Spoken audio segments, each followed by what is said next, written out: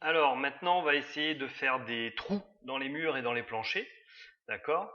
Donc déjà, là, moi, j'ai fait 2 niveaux. J'ai fait donc mes 2 sols. Petit détail, j'ai fait des murs intérieurs et on voit par exemple que mes murs intérieurs, eh ben, ils dépassent. D'accord? Donc ces murs intérieurs, ici, ils vont jusqu'à 3 mètres. Ils devraient aller jusqu'à 2,75 parce que j'ai 2,75, j'ai 0,25 de dalle, 2,75 entrée. Donc ils descendent de 0,25. D'accord?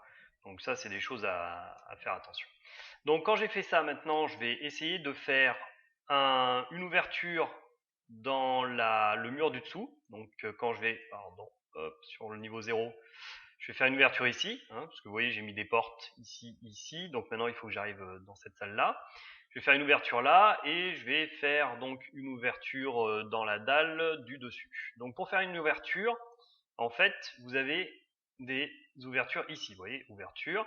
L'ouverture la plus simple, c'est celle-là, ouverture dans un mur. Je clique, d'accord. Ici, je change les éléments dont j'ai besoin.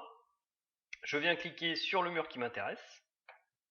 Et là, il me dit, voilà, je vais faire une ouverture de 60. D'accord.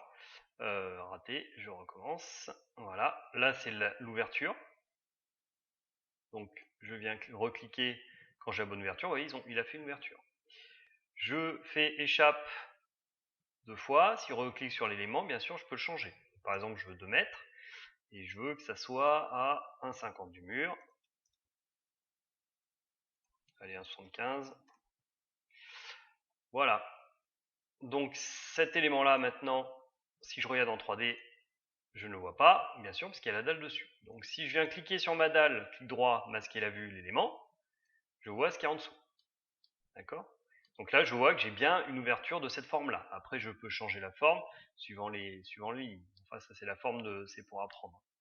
D'accord? Le sol a disparu. Pour le faire revenir, je viens afficher les aimants cachés. Je clique sur mon sol.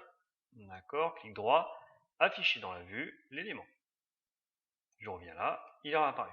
D'accord? Donc, pour faire des trous dans les murs en dessous, vous voyez, c'est pas très compliqué. Maintenant, si je veux faire à cet endroit-là, donc sur le niveau 1, si je veux faire un trou parce que je vais par exemple faire un escalier, je viens à ce moment-là faire directement je peux faire directement le trou dans ma dalle. D'accord? Donc si je choisis ma dalle, que je modifie la limite, que je reviens dans le niveau 1, ben ici je peux tout à fait dessiner un rectangle. Donc pour l'instant je le dessine voilà, sur le bord. D'accord?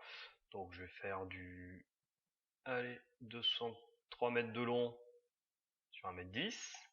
Voilà, je revalide.